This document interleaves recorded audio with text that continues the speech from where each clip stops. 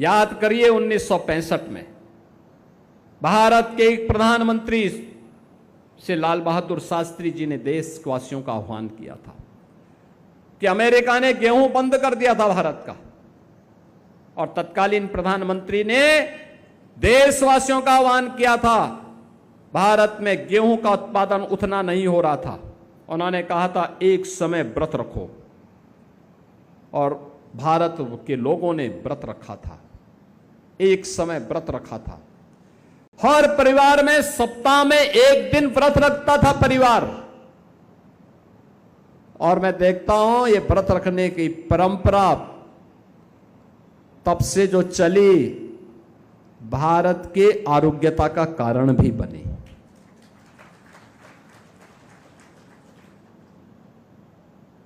भारत आज खाद्यान्न उत्पादन में आत्मनिर्भर है। आज भारत को किसी से गेहूं, चावल, दाल, तेल, सब्जी, फल इसके लिए निर्भर नहीं होना पड़ता है। और मैं कहता हूं उत्तर प्रदेश का अन्नदाता किसान को सुविधा मिले, अकेले उत्तर प्रदेश पूरी दुनिया का पेट भरने का अन्न उत्पादन आज के दिन पर कर सकता है। यह ताकत है हमारी, और उसी ताकत के लिए हम सबको तैयार होना होगा। आने वाली चुनौतियां हम सबके सामने आएंगी, और चुनौती मनुष्य के सामने ही आती है, हमें उससे भागना नहीं है, उसमें हताश और निराश भी नहीं होना है, उसका मुकाबला करना है। उसके लिए अपने आप को मानसिक रूप से तैयार करना है।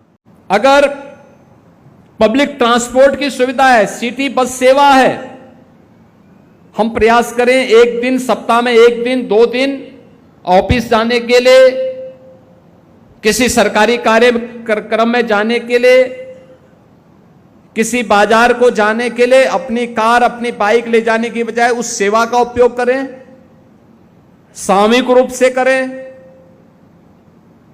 अच्छा परिणाम आ सकता है।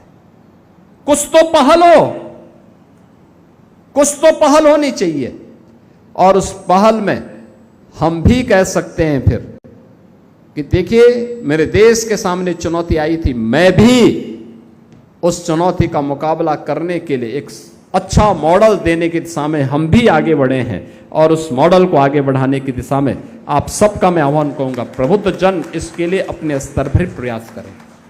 कैसे हम इन चुनौतियों का सामना कर सकते हैं?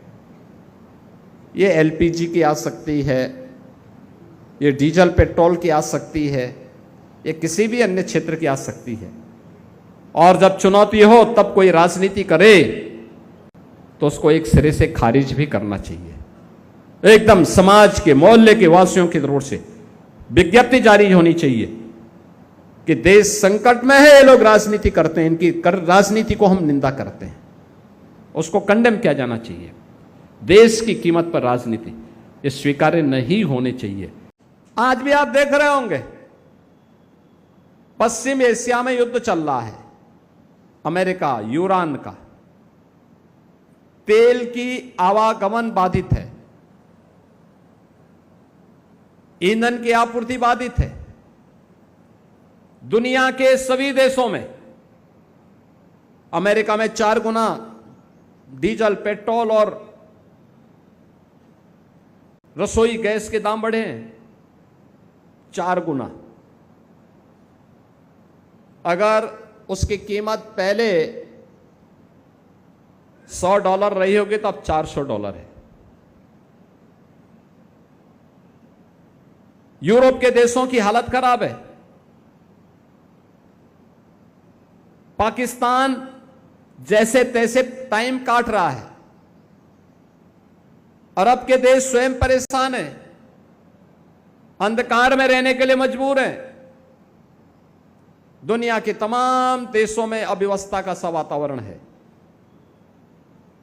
याद करिए फरवरी से लेकर के 12 फरवरी से लेकर के लगातार ये सब चल रहा है, लेकिन अब तक जनता पर बोझ न आने पाए। प्रधानमंत्री मोदी जी ने इसके लिए पूरा प्रबंध किया, लेकिन देश के ऊपर जो बोझा आ रहा है, जो चैलेंज आ रहा है, उसको ध्यान में रखते हुए मोदी जी ने कुछ आह्वान भी किया।